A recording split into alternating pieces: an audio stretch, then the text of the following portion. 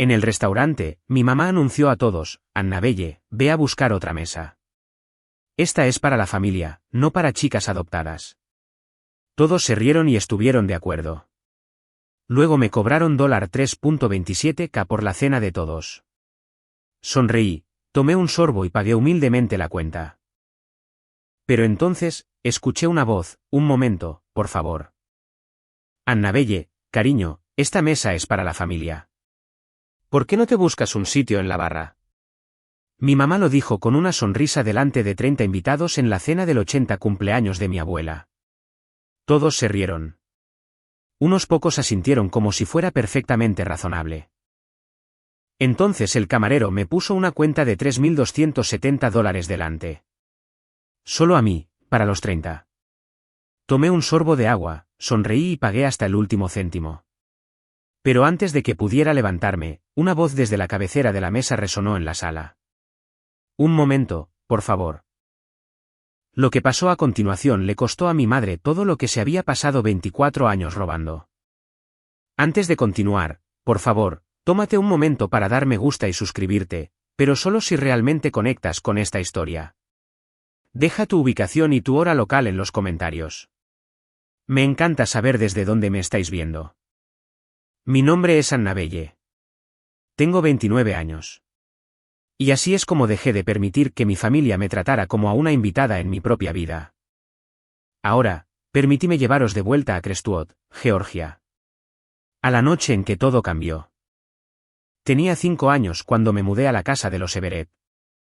Mis padres, mis verdaderos padres, James y Lucy, murieron un martes. Una camioneta se saltó un semáforo en rojo en la ruta 9 y los embistió de frente. Yo estaba en la guardería pintando con los dedos un girasol torcido. Para cuando me encontraron, era huérfana. Richard Everett era el hermano mayor de mi padre. Insistió en acogerme.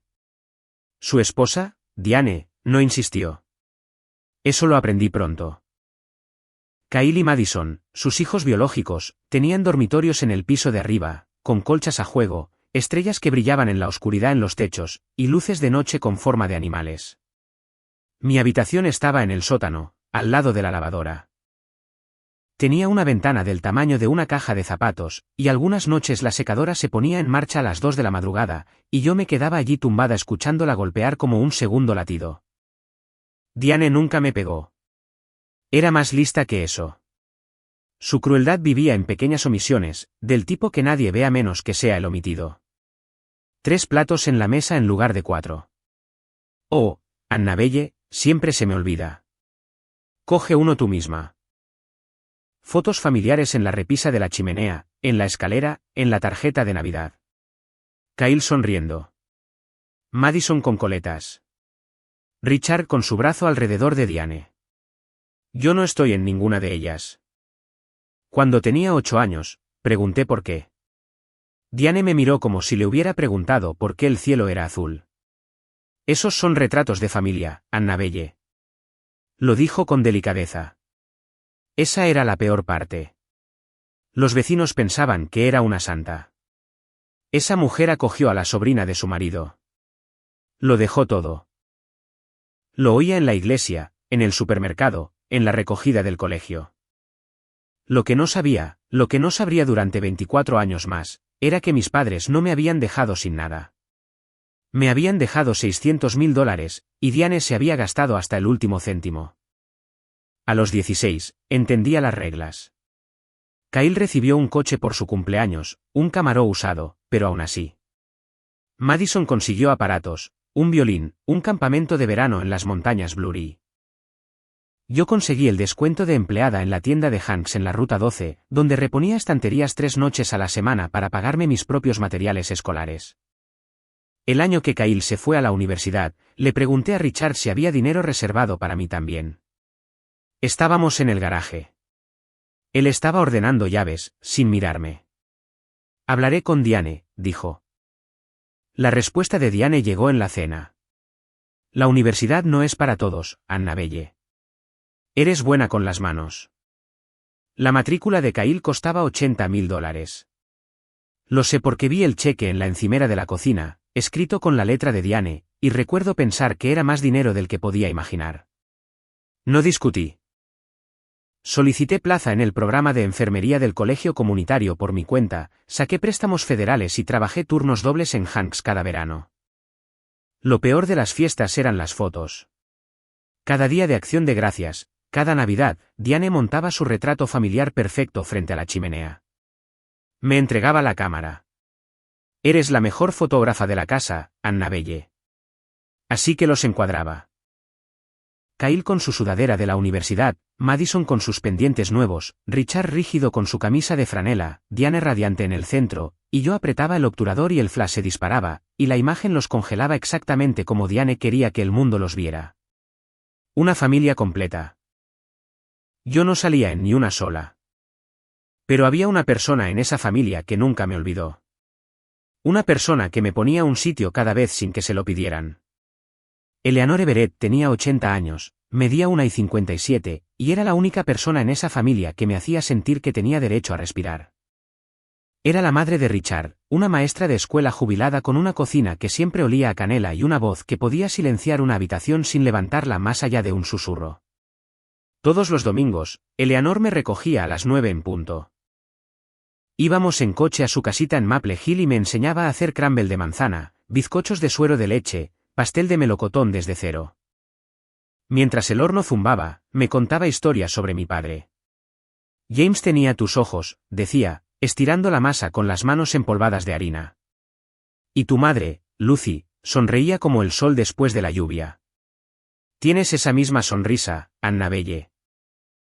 Guardaba esas palabras como monedas en mi bolsillo, dándoles vueltas durante las largas noches en la habitación del sótano. Diane odiaba mis domingos con Eleanor. Tiene 80 años, Annabelle, la estás agotando. Es frágil. No la molestes con tus problemas. Quizá deberías saltarte esta semana. Necesita descansar. Yo siempre iba de todos modos, hasta el año en que Diane me dijo que si seguía causando problemas, le diría a Eleanor que ya no quería ir más. Tenía 14 años. Le creí.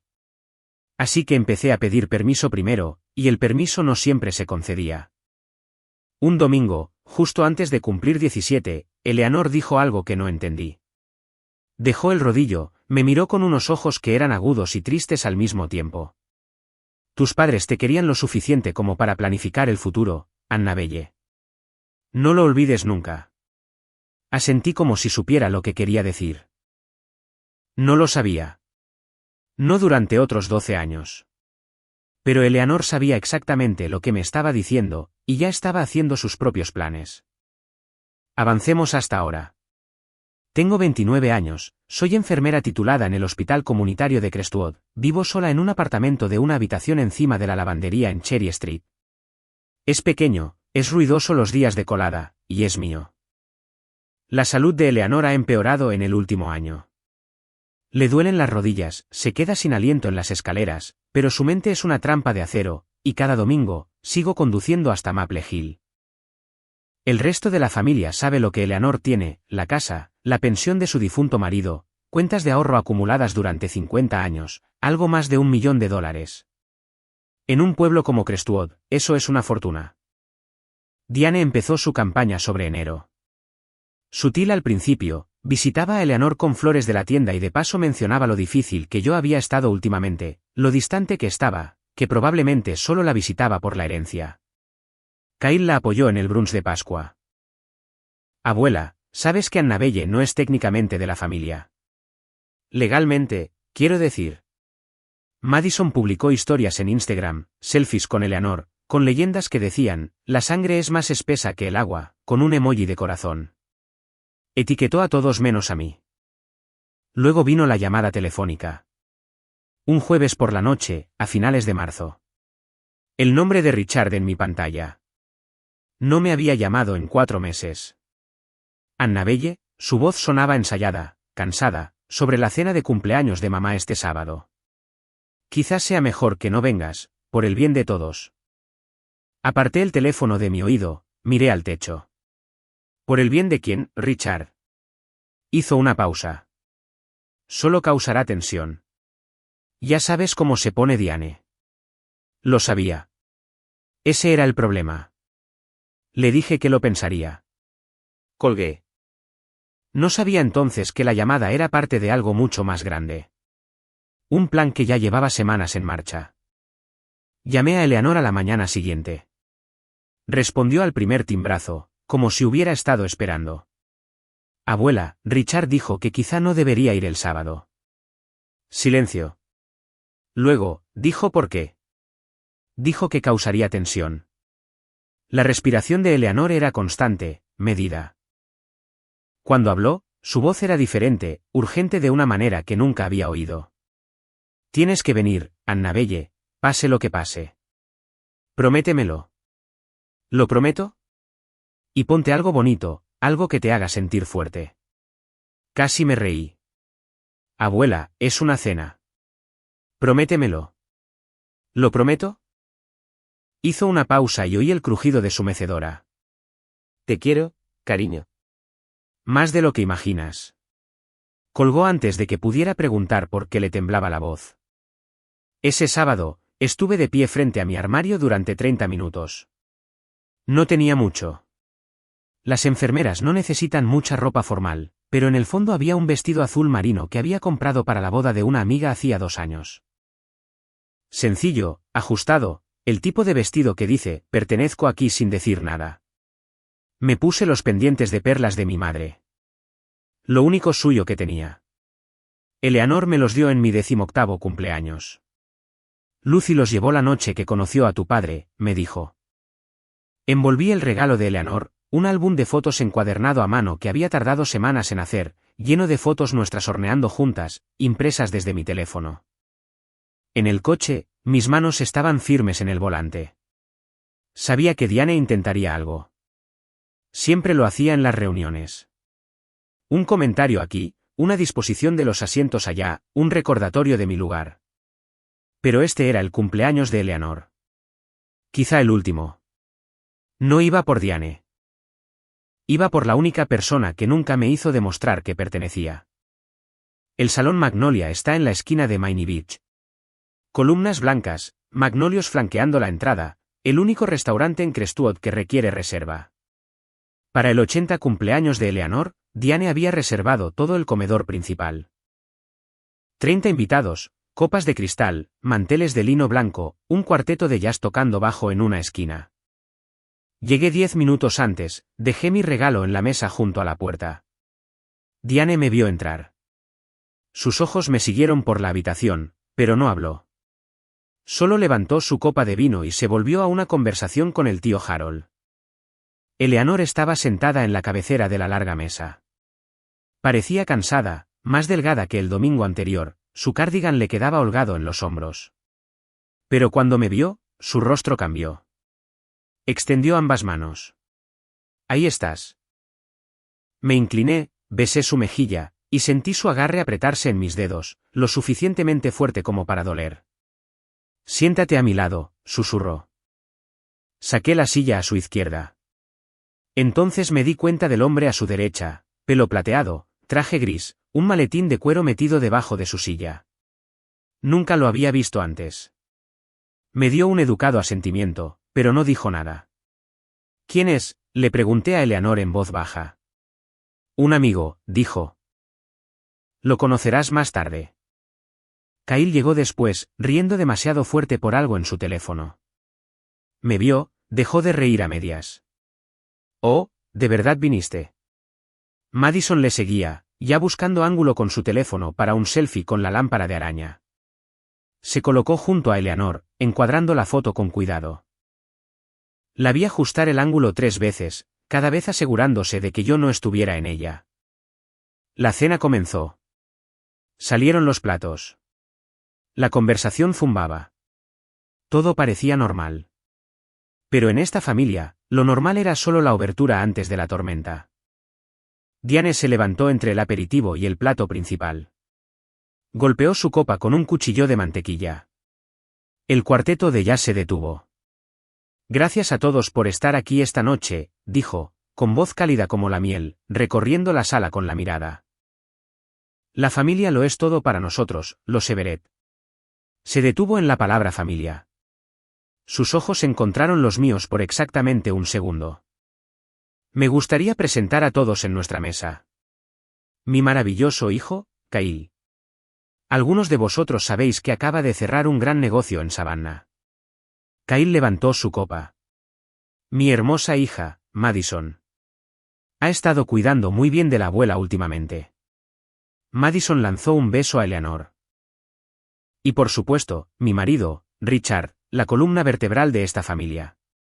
Richard asintió rígidamente. Eso fue todo. 3 hijos presentados, la lista completa según Diane. Una mujer al otro lado de la mesa. No la reconocí. Quizá alguien del trabajo de Richard. Se inclinó hacia adelante. ¿Y quién es esta encantadora joven junto a Eleanor? Diane parpadeó, luego sonrió. Oh, esa es Annabelle. Creció con nosotros. Creció con nosotros, como un gato callejero alimentado en el porche.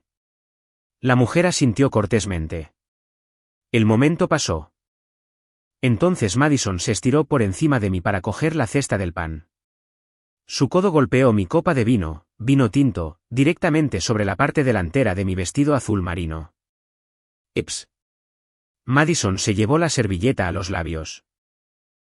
Lo siento, el blanco habría sido una opción más segura para ti. Algunas personas rieron entre dientes. Kyle sonrió de medio lado en su vaso de agua. Miré la mancha que se extendía por mi regazo, rojo oscuro, floreciendo como un moretón. No reaccioné. Cogí mi servilleta, la pasé 2 veces por la tela y la volví a poner en mi rodilla. La mano de Eleanor encontró la mía debajo de la mesa. Apretó una vez, yo le devolví el apretón. Llegó el plato principal. Filet mignon, espárragos asados, puré de patatas trufado. Solo el olor valía más que mi presupuesto semanal de supermercado. Fue entonces cuando Diane hizo su jugada. Necesitamos reorganizarnos un poco, anunció. El tío Harold necesita más espacio para su silla. Annabelle, cariño, la barra tiene unos asientos encantadores. ¿Estarías más cómoda allí? No era una pregunta. Kyle se reclinó. Sí, no es como si fueras a dar un brindis. Unas pocas personas en el extremo de la mesa intercambiaron miradas. 1 o 2 se rieron. No con crueldad, solo la risa automática que la gente da cuando no quiere que las cosas se pongan incómodas. Nadie se opuso. Miré a Richard. Estaba mirando su plato como si contuviera la respuesta a algo. Su tenedor no se había movido. Miré a Eleanor. Su mandíbula estaba tensa. Sus nudillos estaban blancos alrededor de su servilleta. Pero me miró a los ojos y me dio el más mínimo asentimiento. Apenas una inclinación de su barbilla. Espera, todavía no. Así que me levanté, alisé mi vestido manchado de vino, cogí mi vaso de agua. Feliz cumpleaños, abuela, dije. Mi voz no se quebró. Caminé hasta la barra en el otro extremo del comedor. 12 pasos. Los conté, me senté en un taburete, dejé mi vaso y mantuve la espalda recta. El camarero, un chico joven, quizá de 22 años, me miró con algo entre confusión y simpatía. ¿Estás bien?, preguntó en voz baja. Estoy bien. No lo estaba, pero había tenido 24 años de práctica en estar bien. ¿Alguna vez has estado en una habitación llena de gente y te has sentido completamente invisible? Como si el aire que respiras no contara porque nadie te está viendo respirarlo. Si es así, dímelo en los comentarios. Quiero saber que no soy la única. Desde la barra, tenía una vista clara de la mesa. Diane se reía, rellenaba copas, tocaba los brazos de la gente. La anfitriona perfecta. Kyle estaba contando una historia que involucraba gestos con las manos y un remate que no pude oír. Madison seguía revisando su teléfono debajo de la mesa. Eleanor estaba sentada en la cabecera, sin comer nada, observándolo todo. El hombre del traje gris no se había movido. Su maletín permanecía bajo su silla. Cortaba su filete en cuadrados precisos y no hablaba con nadie. Pasaron 20 minutos. Entonces Madison se levantó, teléfono en mano, y caminó hacia el baño. Pasó justo a mi lado, Ni siquiera miró en mi dirección, como si el taburete de la barra estuviera vacío. Se detuvo en el pasillo, a unos 2 metros de mí. Debió suponer que no podía oírla por encima del cuarteto de jazz. Se equivocaba. Está funcionando, dijo Madison al teléfono. Su voz era baja, pero el pasillo transportaba el sonido como un túnel. Está en la barra. Mamá dice que un empujón más y se irá para siempre. Pausa. Escuchó. No, la abuela no sospecha nada. Mamá se está encargando. Solo necesitamos que esté fuera de escena antes de que el abogado de la abuela haga algo. Mi mano se apretó alrededor de mi vaso. Abogado. Antes de que el abogado de la abuela haga algo. Madison se rió de algo que la otra persona dijo, luego caminó de vuelta hacia el comedor sin mirarme. Me quedé muy quieta. Esto no era crueldad espontánea. No era Diane teniendo una mala noche o unas copas de más. Esto era un plan, coordinado, cronometrado, diseñado para echarme por la puerta antes de que algo sucediera. Algo que involucraba a Eleanor y a un abogado. Aún no sabía qué, pero el hombre del traje gris con el maletín de repente tenía mucho más sentido. Llegó el postre. Un pastel de 3 pisos con glaseado blanco y 80 velas. Todos cantaron. Desde la barra, moví los labios con la letra. Eleanor sopló las velas en 2 soplidos. La sala aplaudió. Luego se inclinó hacia Richard y dijo algo que no pude oír. Richard se levantó, la ayudó a levantarse y la acompañó lentamente hacia el pasillo del baño. Pero Eleanor se detuvo en la barra. Me cogió la mano.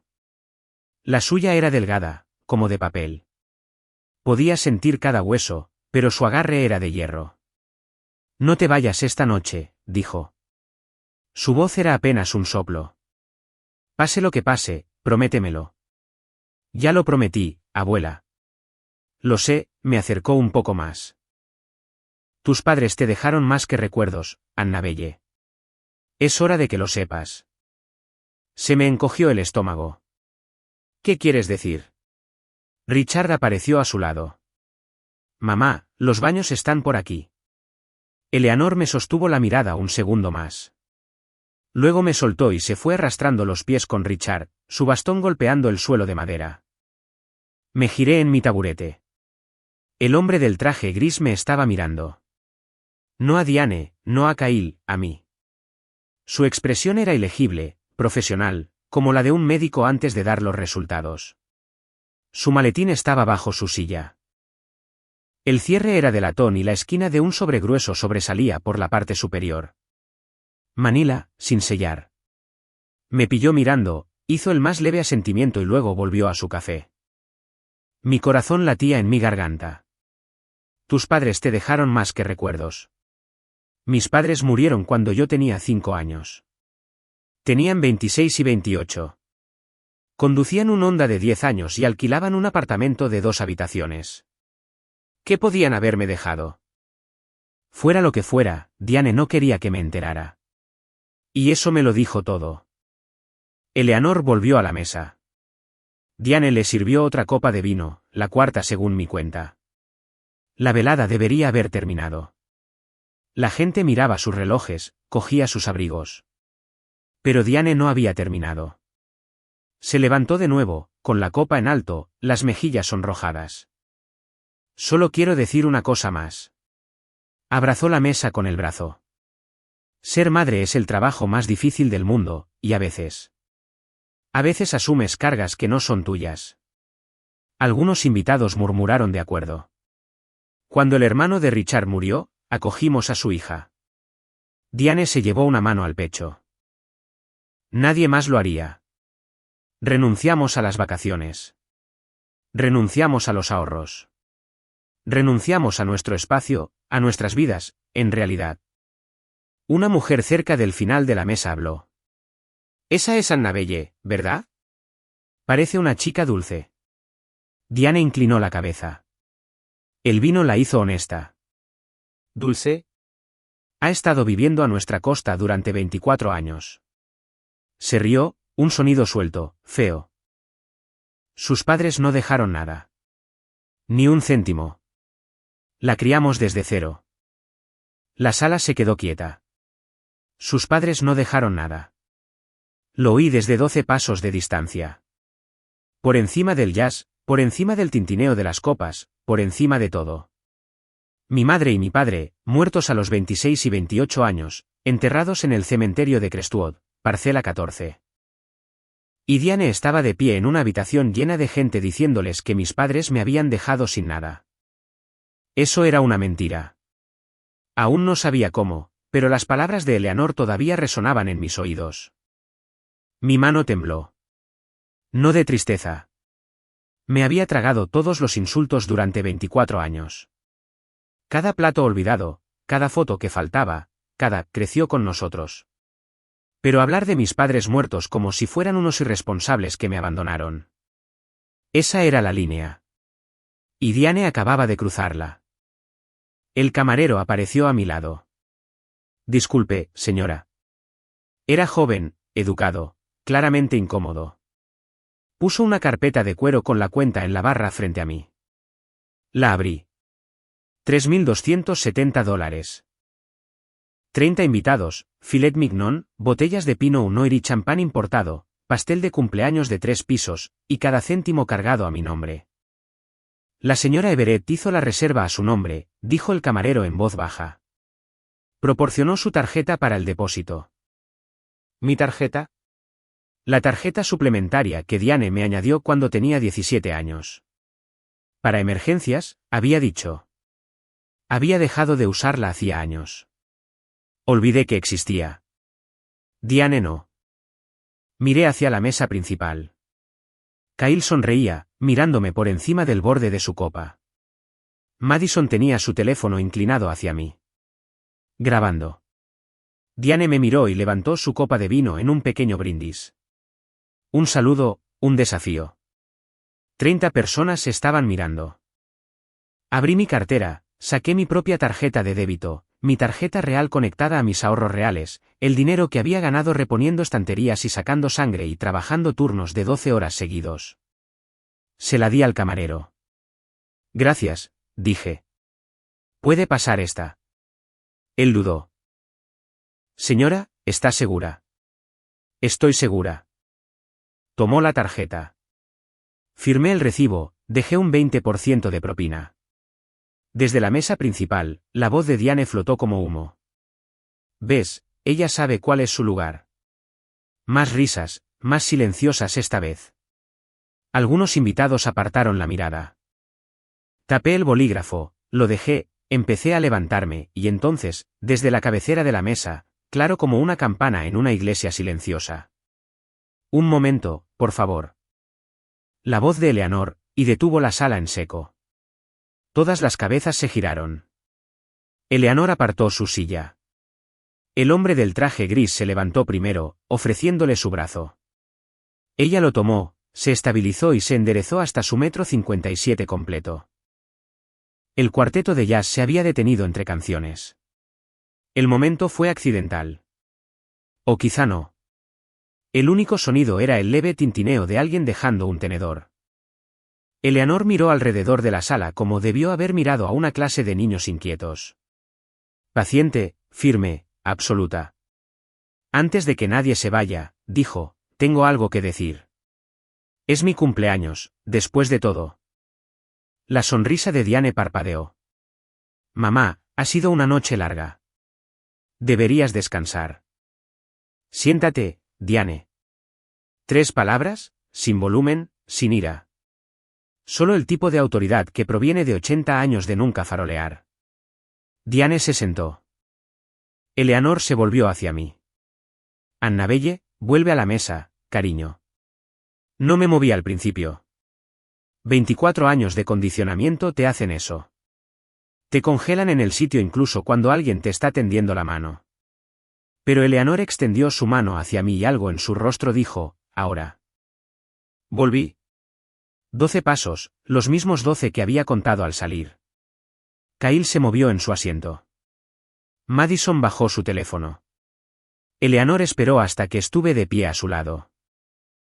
Entonces puso su mano en mi brazo y dijo, lo suficientemente alto para cada invitado en esa sala, perteneces aquí más que nadie en esta mesa. El silencio que siguió fue el más denso que he sentido, como si el aire mismo contuviera la respiración. Entonces el hombre del traje gris buscó debajo de su silla, sacó su maletín, lo puso sobre la mesa, lo abrió y colocó un grueso sobre de Manila junto al postre intacto de Eleanor. Nadie se reía ahora. Eleanor apoyó una mano en el sobre. La otra agarraba su bastón. Diane acaba de decirle a esta sala que los padres de Annabelle no dejaron nada. Hizo una pausa. Dejó que la frase se asentara. Me gustaría corregir eso. Asintió al hombre a su lado. Este es Thomas Garrett. Ha sido mi abogado durante 12 años. Thomas Garrett dio un paso adelante, se ajustó las gafas. Su voz era plana, fáctica, el tipo de voz que lee números en los tribunales. James y Lucy Everett establecieron un fondo fiduciario para su hija Annabelle en 2001. El monto principal era de $600,000, una combinación de pagos de seguros de vida y ahorros. Richard y Diane Everett fueron nombrados fideicomisarios custodios. La sala no jadeó. Esto no era una película, pero vi 30 rostros reorganizarse. Confusión primero, luego matemáticas, luego una lenta comprensión. $600,000. Mis padres me habían dejado $600,000. La voz de Eleanor volvió a cortar. Ese dinero estaba destinado a la educación de Annabelle, su primera casa, su futuro. Miró directamente a Diane. Cada centavo ha desaparecido. El rostro de Diane se quedó sin color. Ya no rojo. Blanco. El tipo de blanco que precede a una mentira o un grito. ¿Eso? Eso no es. Agarró el borde de la mesa. Mamá, este no es el lugar para esto. Eleanor no parpadeó. Tú elegiste este lugar, Diane. Elegiste humillar a mi nieta en esta sala, delante de esta gente. Así que yo aclararé las cosas en esta sala. Delante de esta gente. Kyle se puso de pie de un salto. Abuela, estás confundida. No sabes lo que. Tengo los registros bancarios, Kyle. La voz de Eleanor era tranquila. Final. Siéntate. Kyle se sentó. No podía sentir mis manos. Thomas Garrett abrió el sobre y colocó una pila de papeles sobre el mantel de lino blanco. Estas son copias notariadas de los extractos bancarios de la cuenta del fideicomiso, dijo, que abarcan 18 años. No leyó cada línea. No lo necesitaba. Resumió con la misma voz plana de tribunal. $80,000 retirados en 2008. Corresponde a los pagos de matrícula de Kyle Everett en la Universidad de Georgia. La mandíbula de Kyle se tensó. Miró el papel como si pudiera estallar en llamas. $45,000. 2015 un BMW Serie 3 registrado a nombre de Madison Everett. El teléfono de Madison se le escapó de la mano. Golpeó la mesa con un crujido. $120,000 entre 2010 y 2018. Renovaciones en el hogar en 14 Bird Lane. La casa de la familia Everett donde dormía en el sótano. $95,000. Varios gastos de vacaciones. Myrtle Beach, Disney World, Lake Tahoe. Lugares a los que nunca fui invitada. El saldo restante, retirado gradualmente durante 20 años. Gastos personales de Diane M. Everett. 30 personas miraban esos papeles. Vi sus expresiones cambiar de la neutralidad educada de una cena a algo más duro. Una mujer cerca del centro de la mesa dejó su servilleta y apartó su silla ligeramente como si necesitara distancia de la mesa misma.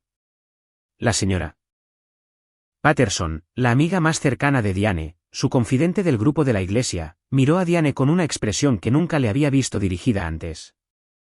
Duda. La voz de Madison rompió el silencio. Ese dinero era para toda la familia. Era para Annabelle. Eleanor señaló la pila con un dedo delgado. Su nombre, su fondo, no el vuestro. Richard no se había movido. Su rostro era del color del mantel. Sus manos estaban planas sobre la mesa, con las palmas hacia abajo como si se preparara para un terremoto. Me senté allí, con las lágrimas corriendo por mis mejillas. No me las sequé. Eleanor dejó que el silencio se mantuviera durante 3 segundos completos. Luego habló de nuevo. He pasado 80 años observando quién en esta familia merece qué. He tomado mi decisión. Thomas Garrett se enderezó la corbata. La señora Eleanor Everett ha revisado formalmente su plan de sucesión. Con efecto inmediato, Annabelle Everett es nombrada única beneficiaria. La sala se fracturó. Kyle derribó su silla al levantarse. No puedes hacer esto. Madison empezó a llorar. Sollozos fuertes, desordenados, el rímel corriendo. La voz de Diane era una cuchilla. Ni siquiera es tu nieta de verdad. Eleanor se volvió hacia Diane lentamente. De la manera en que te vuelves para enfrentar algo que has visto venir durante mucho tiempo. Es la hija de mi hijo James. Es más Everett de lo que tú serás jamás, Diane. Kyle apuntó un dedo hacia mí. Esto es manipulación. Ha estado trabajando a la abuela durante años. Eleanor no levantó la voz. La única persona que manipuló a alguien en esta familia está sentada justo ahí. Apuntó su bastón a Diane. La punta temblaba, pero el objetivo era exacto. Richard todavía no había hablado. Se sentó con las manos planas sobre la mesa, mirando las velas, como un hombre que ve arder su casa desde dentro. Abrí la boca, la cerré, la abrí de nuevo. Yo no pedí nada de esto, dije. Mi voz era firme, apenas. Solo quería cenar con mi abuela. Eleanor metió la mano en el bolsillo de su cardigan, sacó una fotografía, arrugada y suave por años de manejo.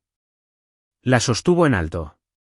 Un hombre, joven, de pelo oscuro, sonriendo, sosteniendo a una niña pequeña con un vestido amarillo.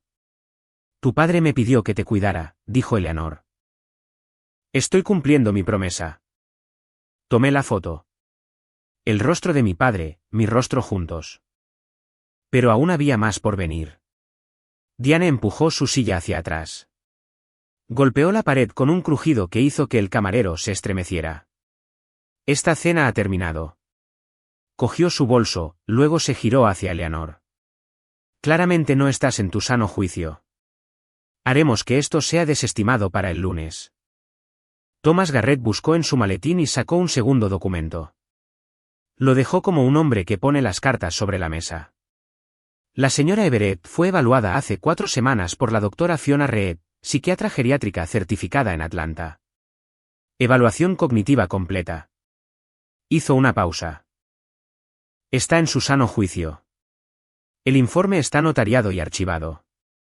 La boca de Diane se abrió, se cerró, se abrió de nuevo. No salió nada.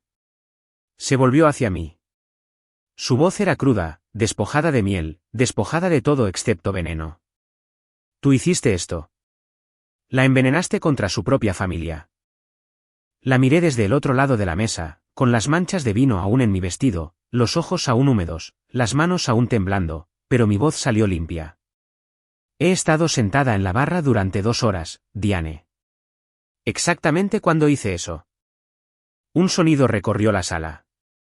No risa, no un jadeo, sino algo intermedio, una liberación. Varios invitados bajaron la mirada. Un hombre se frotó la nuca. La señora Patterson se levantó. Caminó hacia Diane, se inclinó y preguntó con una voz que probablemente pensó que era un susurro, pero que se escuchó a través del silencio como un disparo. Diane, ¿es verdad lo del fondo fiduciario? Diane no respondió. Agarró el brazo de Richard. Nos vamos ahora. Richard no se movió. Richard. Él la miró por primera vez en toda la noche. Algo se movió detrás de sus ojos. Algo que parecía haber estado enjaulado durante mucho tiempo. No, dijo. Todavía no. Diane cambió de táctica como cambia el tiempo en Georgia. Súbito, total, sin disculpas. El veneno desapareció. Sus hombros cayeron. Su barbilla tembló. Las lágrimas se acumularon en sus ojos. Y cuando habló, su voz era un hilo tembloroso. Lo di todo por esa chica. Se llevó una mano al pecho. 24 años, mi juventud, mi energía, mis ahorros, y esto. Así es como se me paga. Kyle la rodeó con un brazo. Está bien, mamá. Lucharemos contra esto. Diane se volvió hacia los invitados restantes, con los ojos brillantes. Puso a una anciana en contra de sus propios hijos. Esto es abuso de ancianos. Todos sois testigos. Lo vi suceder, la sala inclinándose. Algunos invitados se movieron en sus asientos. Un hombre mayor en el extremo frunció el ceño en mi dirección. Las lágrimas de Diane eran buenas. Siempre lo habían sido. En Crestwood, había perfeccionado el papel de la madre sufridora, y el público conocía el guión. Estaba funcionando. Entonces Thomas Garrett puso un documento más sobre la mesa, una pila gruesa sujeta con un clip. Lo giró para que la sala lo viera. Estos son registros bancarios notariados, dijo. Retirada tras retirada de la cuenta fiduciaria durante 18 años. Cada una firmada por Diane M. Everett o Richard J. Everett. Abanicó las páginas lentamente. Fechas, cantidades, firmas, página tras página tras página. La sala se volvió de nuevo. La señora Patterson miró los papeles, luego a Diane, luego de vuelta a los papeles. Diane lo vio suceder. El cambio, la pérdida de su audiencia. Y por primera vez, algo se quebró en su actuación. No tristeza, no ira, miedo. Se dio cuenta de que Eleanor no había actuado por impulso. No era un arrebato emocional de una abuela. Eran meses de preparación, documentos legales, evaluaciones médicas, pruebas notariadas. Diane había entrado en su propia trampa. Richard se levantó. El movimiento fue tan silencioso, tan diferente al caos que lo rodeaba que tardó un momento en que alguien se diera cuenta. No empujó su silla. Simplemente se levantó, lento, pesado, como un hombre que se levanta en el agua. Mamá. Su voz se quebró en la única sílaba. Lo siento. Sabía que debería haberlo detenido hace años. Diane se giró hacia él. Calle. No digas ni una palabra más, Richard. No, Diane. Se giró para enfrentarla, y vi algo que nunca había visto en 24 años. A Richard Everett mirando a su esposa a los ojos sin pestañear. ¿Basta? He estado callado durante 24 años. Se acabó. Se volvió hacia mí. Su barbilla temblaba. Sus manos colgaban a sus costados como herramientas rotas. Tus padres confiaron en nosotros, Annabelle. Confiaron en mí. Tragó saliva. Les fallé. Te fallé a ti. La sala estaba tan silenciosa que podía oír el hielo derritiéndose en el vaso de alguien. Miré a este hombre. El hombre que me llevaba a la escuela cuando Diane no quería. Que arregló la cadena de mi bicicleta en el garaje sin que se lo pidieran, que nunca me levantó la voz, y que tampoco nunca la levantó por mí. Lo sé, papá, dije. No lo había llamado papá en años. No era perdón. Era solo la verdad, la complicada, enredada e insuficiente verdad de lo que él era. Kyle miró a su padre como si estuviera viendo a un extraño. Madison dejó de llorar. Entonces Richard metió la mano en su bolsillo trasero, sacó algo pequeño y arrugado. Una tarjeta de cumpleaños hecha a mano, cartulina, letra infantil. Annabelle te escribió esto hace 15 años, mamá, le dijo a Eleanor. Diane la tiró. Yo la guardé. Eleanor tomó la tarjeta con manos temblorosas. La leyó. Y lloró. Me levanté. No rápido, no dramático. Simplemente me levanté.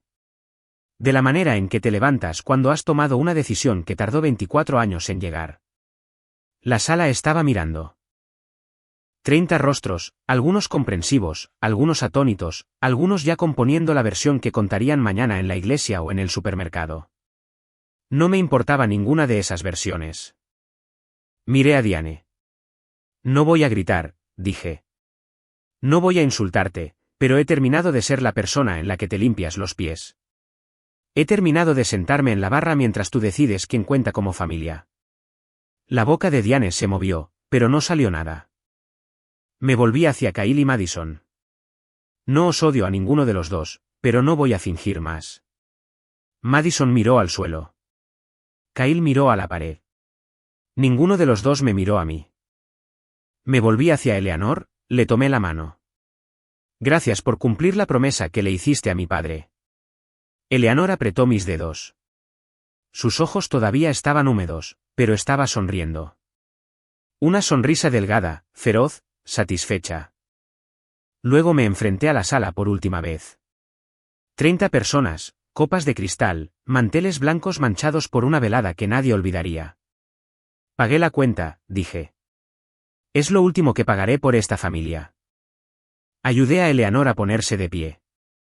Thomas Garrett recogió su maletín, metió los documentos dentro y nos siguió hacia la puerta. Detrás de nosotros, la voz de Diane nos arañó.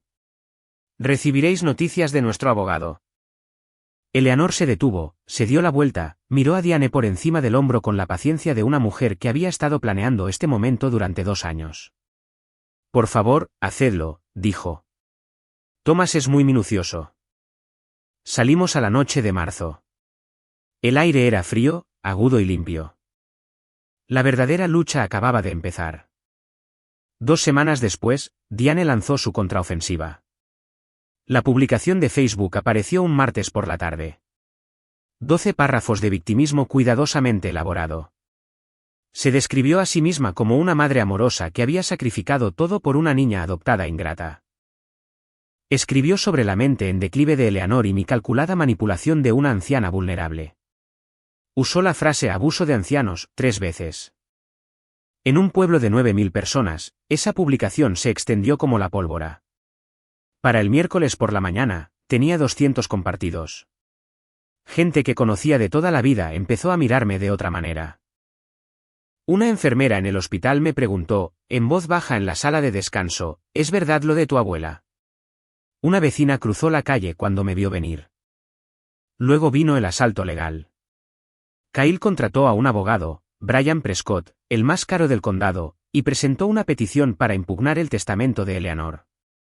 Los motivos: influencia indebida. La afirmación era que había aislado a Eleanor de su familia y la había coaccionado para que cambiara su plan de sucesión. La ironía era tan espesa que podría haberme ahogado con ella. Madison me envió un mensaje de texto a las 11 de la noche. Todavía lo tengo guardado. Alargaremos esto hasta que te arruines. Desearás haberte quedado en la barra. Me senté en el suelo de mi apartamento esa noche, leyendo cartas, comentarios y mensajes de texto de personas que nunca se habían molestado en escuchar mi versión. Mi cuenta de ahorros tenía $31.000. Cada céntimo de 6 años de enfermería. Eso no duraría mucho contra la tarifa por hora de Brian Prescott. Pero Thomas Garrett ya se había preparado para esto. Eleanor ya se había preparado para esto. Habían estado listos para la guerra de Diane mucho antes de que Diane supiera que estaba luchando en una. Thomas Garrett me llamó un jueves. Vamos a presentar una contrademanda. Dijo, sin preámbulos. Incumplimiento del deber fiduciario. Tus padres designaron a Richard y Diane como fideicomisarios custodios. Eso conlleva una obligación legal. Cada dólar en ese fondo debía ser utilizado únicamente para tu beneficio. Y lo usaron para la matrícula de Kyle, el coche de Madison. Sus vacaciones. Durante 18 años. Podía oírle pasar páginas. La documentación es exhaustiva. Registros bancarios, comprobantes de retirada, compras correspondientes. ¿Tu abuela pasó 6 meses recopilando esto? 6 meses. Mientras yo la llevaba al brunch del domingo y pensaba que todo era normal, Eleanor había estado construyendo un caso. Thomas presentó la contrademanda en el tribunal del condado. Incumplimiento del deber fiduciario, solicitando la restitución total de los $600.000 más intereses más honorarios legales. En la misma presentación, presentó la evaluación cognitiva de la doctora Fiona Reed. Eleanor había obtenido una puntuación en el percentil 97 para su grupo de edad. Sano juicio no empezaba a describirlo. El abogado de Kyle, Brian Prescott, revisó nuestra presentación. Sé lo que pasó después porque Thomas me lo contó. Prescott llamó a Diane esa misma tarde. Señora Everett, le aconsejo encarecidamente que llegue a un acuerdo. La respuesta de Diane, según Thomas, fue de 4 palabras. Prefiero quemarlo todo. A veces me pregunto si simplemente me hubiera marchado esa noche, tomado las migajas que me ofrecieran y desaparecido, ¿la vida habría sido más fácil, más simple? Pero luego pienso en mis padres. Crearon ese fondo cuando tenían 25 años.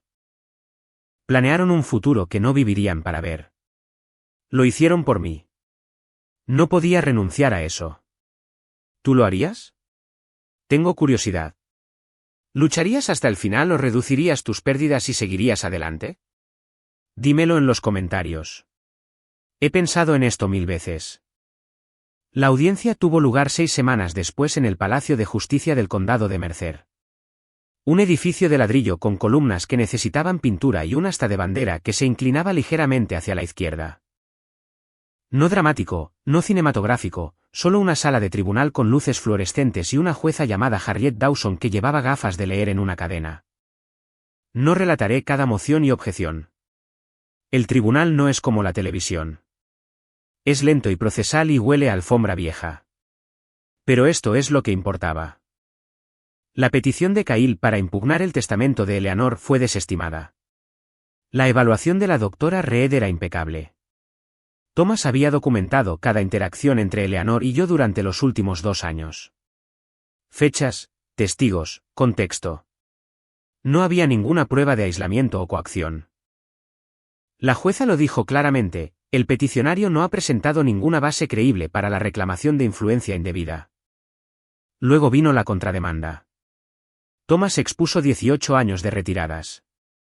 Nombres, fechas, cantidades, compras correspondientes, cada página notariada, cada firma verificada. El abogado de Diane intentó argumentar que el dinero se usó para el hogar, que me incluía a mí. Thomas presentó mis declaraciones de impuestos, mis extractos de préstamos estudiantiles, mis nóminas de la tienda de Hanks. La jueza hizo las cuentas ella misma. El tribunal concluye que la demandada malversó sistemáticamente los fondos que se le confiaron para el beneficio de un menor. Dijo la jueza Dawson, el tribunal ordena la restitución total, $600.000 más intereses, más los honorarios de Thomas, aproximadamente $720.000 en total. Diane se aferró a la mesa de la defensa. Cahill golpeó la palma de su mano contra ella. Madison lloró. Richard se sentó perfectamente quieto, con las manos cruzadas, y no dijo nada durante todo el procedimiento. Salimos al estacionamiento, Thomas, Eleanor y yo. El sol era duro y brillante. Entonces oí pasos detrás de mí. Richard, corriendo para alcanzarnos, sosteniendo una caja de zapatos maltrecha contra su pecho. Richard extendió la caja de zapatos. Sus manos temblaban. Esto es todo lo que guardé, dijo. Fotos, el diario de tu madre, tu certificado de nacimiento. Diane quería tirarlo todo después del funeral. Lo escondí en el garaje detrás de las latas de pintura. Tomé la caja. No pesaba casi nada. No te pido que me perdones, dijo Richard. Solo no quería que los perdieras 2 veces. Se dio la vuelta y caminó hacia su camioneta, no esperó una respuesta. Me quedé en el estacionamiento sosteniendo una caja de zapatos llena de mis padres, y lo vi alejarse. Esa fue la última vez que Richard y yo hablamos cara a cara. Las consecuencias en Crestwood fueron rápidas y despiadadas. La forma en que los pueblos pequeños manejan los escándalos que no pueden ignorar. La publicación de Facebook de Diane, la de 200 compartidos, se convirtió en evidencia de una historia diferente. La gente la releyó con nuevos ojos. La sección de comentarios cambió. La señora Patterson, la amiga del grupo de la iglesia que le había preguntado a Diane sobre el fondo fiduciario en el restaurante, llamó a Diane el domingo siguiente. Creo que deberías buscar otro grupo de iglesia, Diane. La floristería en Oak Street, Pétalos de Diane, la que había regentado durante 15 años, perdió 1/3 de sus clientes en un mes. En un pueblo que funciona a base de reputación, una sentencia judicial es una letra escarlata. La empresa de bienes raíces de Cahill lo despidió. Su jefe no citó el caso directamente. Dijo, si no puedes manejar las finanzas de tu propia familia, ¿cómo pueden los clientes confiarte las suyas? Madison, que nunca había tenido un trabajo por más de 3 meses, Perdió su única fuente de ingresos, el apoyo de Diane. Solicitó trabajo en una tienda de comestibles en la Ruta 12. La misma tienda de la Ruta 12 donde una vez reponía estanterías a los 16. Algunas cosas cierran el círculo sin que nadie lo planee. Incluso después de la sentencia, la versión de los hechos de Diane todavía flotaba en ciertos rincones de Crestwood. Algunas personas creen la primera historia que oyen, sin importar lo que venga después. Para un puñado de vecinos, yo seguía siendo la cazafortunas. Seguía siendo la chica adoptada que manipuló a una anciana enferma en algunos chats de grupo. Entonces Nora se involucró. Nora Beckett, mi mejor amiga desde el 10º grado, ahora reportera en el Crestwood Gazette. No escribió un artículo elogioso. No escribió un artículo de ataque. Escribió un artículo directo, basado en hechos. Registros judiciales, extractos bancarios, la cronología. Sin opinión, solo la verdad expuesta cronológicamente. Salió en la primera página de la edición del miércoles en un pueblo que todavía lee su periódico local. Eso importaba. La sección de comentarios y las cartas al director que siguieron contaron una historia diferente a la de la publicación de Facebook de Diane. Esta vez, la gente tenía pruebas. Lo que más me sorprendió no fue el apoyo público. Fue el privado. Empezaron a llegar cartas a mi apartamento, escritas a mano, algunas de ellas, de otros niños adoptados del condado. Adultos ahora, compartiendo historias que reconocía como reflejos en un espejo. Las reglas diferentes, las fotos que faltaban, la gratitud esperada por un refugio básico. Una mujer escribió: toda mi vida me dijeron que tenía suerte de que me acogieran. Tu historia me hizo darme cuenta de que, suerte, era su palabra, no la mía. En la pila de cartas había una que no esperaba. De un bufete de abogados en Atlanta, un hombre llamado Gerald Hayward. Había sido el abogado de mis padres. Intenté contactarla cuando cumplió 18 años para informarle sobre el fideicomiso. Mis cartas fueron devueltas. Creo que fueron interceptadas. Siento no haber podido contactarla antes. Diane había bloqueado incluso eso. El domingo después de que se publicara el artículo de Nora, conduje hasta Maple Hill. Eleanor estaba en su porche, en la mecedora, moviéndose con ese ritmo lento que conocía desde los 5 años. 2 tazas de té estaban en la mesa auxiliar. Siempre ponía 2 tazas antes de que yo llegara. Siempre. Me senté, no hablé durante un rato. Los cornejos en su jardín estaban floreciendo, blancos y rosas, de aspecto frágil, pero lo suficientemente resistentes como para sobrevivir una primavera de Georgia. ¿Cuánto tiempo lo supiste?, pregunté finalmente. Eleanor rodeó su taza con ambas manos. 2 años. Encontré un extracto bancario en el escritorio de Richard. Estaba buscando un bolígrafo. La cuenta tenía, fideicomiso Annabelle Ver, impreso en la parte superior. Saldo, $43. Tomó un sorbo, dejó la taza. Pasé 6 meses confirmándolo todo, llamé a Gerald Hayward, contacté al banco, luego encontré a Thomas. Me miró. Esperé el momento adecuado. Diane eligió el restaurante. Yo solo usé su escenario. Miré los cornejos. ¿Por qué no me lo dijiste antes? Porque si te lo hubiera dicho demasiado pronto, Diane habría encontrado una manera de explicarlo. Es buena en eso. Necesitaba tener todo documentado primero. Necesitaba que fuera impecable. Buscó debajo de su silla y sacó un pequeño álbum, uno que nunca había visto. Dentro, fotografías. Eleanor visitando un cementerio, de pie ante 2 lápidas, colocando flores. Rosas blancas. Las fechas en las fotos abarcaban años. Voy cada abril, dijo. El cumpleaños de tu padre. No lo sabía. 15 años de visitas. Rosas blancas. Cada año. ¿Lloré? No las lágrimas del restaurante. Esas habían sido de shock, dolor e ira.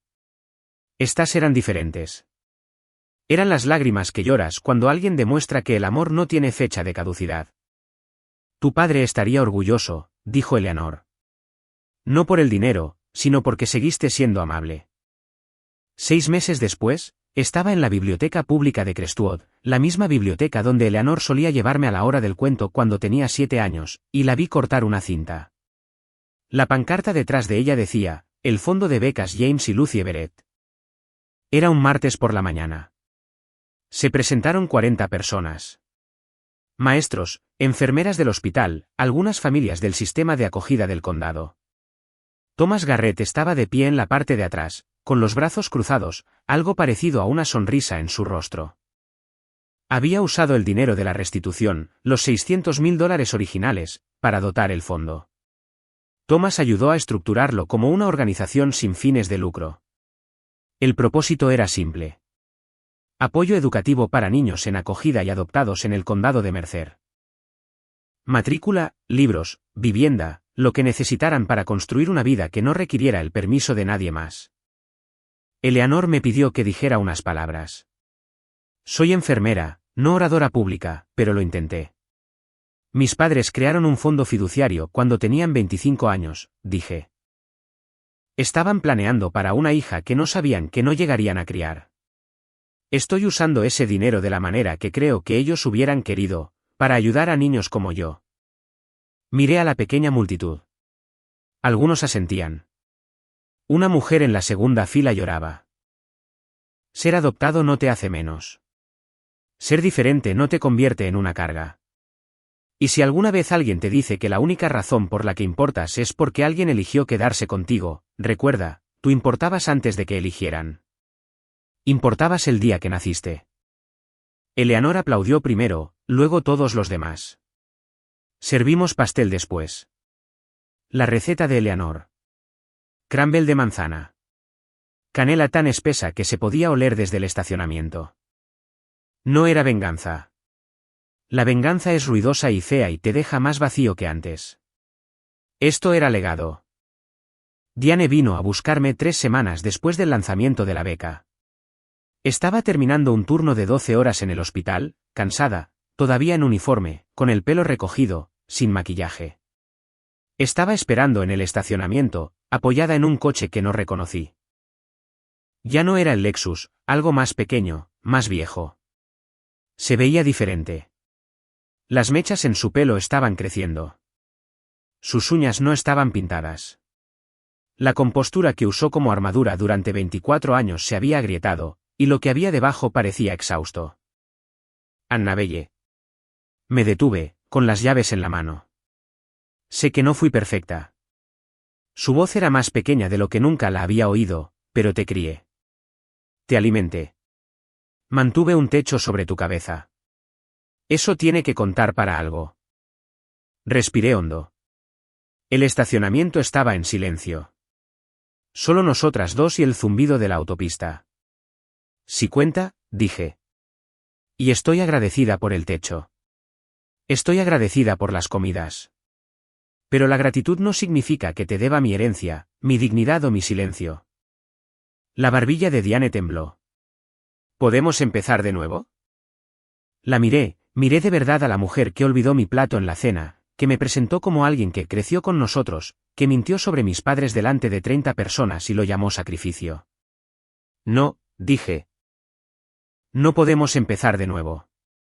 Pero no voy a quitarte nada, y no voy a dejar que me quites nada. Ya no. Ese es el límite. Abrió la boca, la cerró, asintió una vez, pequeña, derrotada, y caminó de vuelta a su coche. La vi salir del estacionamiento y girar en la ruta 12. No la llamé. Entré, fiché para el turno de noche y cuidé de mis pacientes. La vida continúa. Diane vendió la casa en Birch Lane, la que renovó con el dinero de mi fondo fiduciario. Después del acuerdo, los honorarios legales y los impuestos atrasados, le quedó lo justo para alquilar un apartamento de una habitación en el lado este de la ciudad. La floristería cerró en agosto, 15 años de pétalos de Diane se fueron. El letrero colgó en la ventana durante semanas antes de que alguien finalmente lo quitara. Kyle se fue de Crestwood sin despedirse de mí ni de nadie, que yo sepa. Lo último que supe es que estaba vendiendo bienes raíces en Tallahassee. Borró su Facebook, cambió su número de teléfono. Madison consiguió un trabajo en la tienda de comestibles de la Ruta 12. La ironía se escribe sola, y no la subrayaré. Trabaja por las mañanas. A veces veo su coche en el estacionamiento cuando paso por allí. No nos saludamos. No fingimos. Richard solicitó el divorcio el mes después de la sentencia judicial. Se mudó al motel Pine Est junto a la autopista. Me envía una carta cada mes, escrita a mano en papel de bloc de notas amarillo. No pide perdón. Escribe sobre ir a terapia, sobre las cosas que debería haber dicho hace 20 años, sobre aprender a vivir con la culpa en lugar de esconderse de ella. Leo cada carta. Las guardo en un cajón junto a mi cama. Aún no he respondido. No sé si lo haré, pero no las tiro. Eso parece algo. Quizá algún día parezca suficiente. Eleanor sigue aquí, todavía lúcida, todavía haciendo crumble de manzana cada domingo.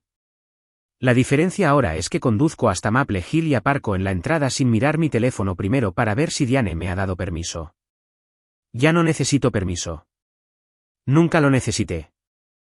No os cuento esta historia para regodearme. Os la cuento porque durante 24 años creí que pertenecer era algo que otras personas podían darme o quitarme. Que si era lo suficientemente silenciosa, lo suficientemente agradecida, lo suficientemente pequeña, finalmente Diane me miraría y vería a una hija en lugar de una deuda. Nunca lo hizo. Y eso nunca fue un fallo mío. Fue suyo. Si estás en una situación como la mía, donde alguien usa la palabra familia como una correa, donde la gratitud es solo otro nombre para el control, quiero que escuches esto. Poner un límite no es venganza. No es crueldad. Ni siquiera es ira. Es el momento en que dejas de estar de acuerdo en que vales menos de lo que ellos han decidido. Los límites no son muros, son puertas. Tú eliges quién entra por ellas. Sigo trabajando en el hospital comunitario de Crestwood. Sigo viviendo encima de la lavandería en Cherry Street. La secadora de abajo todavía se enciende a las 2 de la madrugada a veces, y me quedo allí tumbada escuchándola. Pero ahora, en mi propio apartamento, suena diferente. Suena como mi vida, no como las obras de otra persona. En mi mesita de noche, hay una fotografía. Un joven de pelo oscuro sonriendo, sosteniendo a una niña pequeña con un vestido amarillo. Detrás de ellos, la luz del sol. Luz del sol ordinaria, hermosa, permanente. Finalmente siento que estoy en casa. Gracias por quedaros hasta el final. Si esta historia os ha tocado en algo, pulsad ese botón de me gusta para que más gente pueda escucharla. Y si alguna vez os han dicho que deberíais estar agradecidos por menos de lo que merecéis, escribidlo. Ponedlo en los comentarios. Leo cada uno de ellos. Y os prometo que no estáis solos. Hay otra historia esperándoos en la descripción de abajo. Creo que la sentiréis de la misma manera. Os veré allí. Están teniendo que, ya sabes, llegar a extremos para básicamente, como, solucionarlo y evitar que empeore. Hey, Puma, ¿cómo estás? Lo que pasa en algunas áreas es que juntan a los inmigrantes. Forman su propia comunidad. Todo bien, pero no se adaptan ni cambian. Y en 10 años, tienen hijos. Esos hijos tienen derecho a quedarse allí. No, no en América sino en Europa y sucede en todas partes. Sí. Sí, esto es exactamente. Entonces, ¿saben todos por qué hubo ese, tiroteo masivo en Bondi Beach en Sydney? No tuvo nada que ver con, australianos tradicionales. Eso fue, unas personas, como, islámicas que persiguieron y dispararon a, una comunidad judía que estaba celebrando algo de Hanukkah o lo que fuera. Sí. Así que, ya sabes, gente inocente recibió disparos y simplemente ignoraron el hecho de que estaban incluso en Australia. No importaba que estuvieran en Australia. Básicamente tenían sus creencias de que odian, ya sabes, al pueblo judío. El pueblo judío tenía una reunión en Bondi Beach, lo cual son muy bienvenidos a hacer. No, mucha gente falleció ese día, Dimpy, ¿no te enteraste? Pero, sí, acabo de buscar en Google el tiroteo en Bondi Beach, que fue hace solo unas pocas semanas. Pero sí, básicamente eso es exactamente correcto, Puma. Ya sabes, como que no les importa, no les importó en qué país estaban. No les importó. Trajeron lo suyo a Australia, a las calles públicas australianas. De hecho, un lugar donde yo y mi prometida, solíamos trotar por allí hacia algo llamado de Bronte Beach a Benbacle, como, a diario, o sea, habríamos estado literalmente justo donde todo eso estaba sucediendo.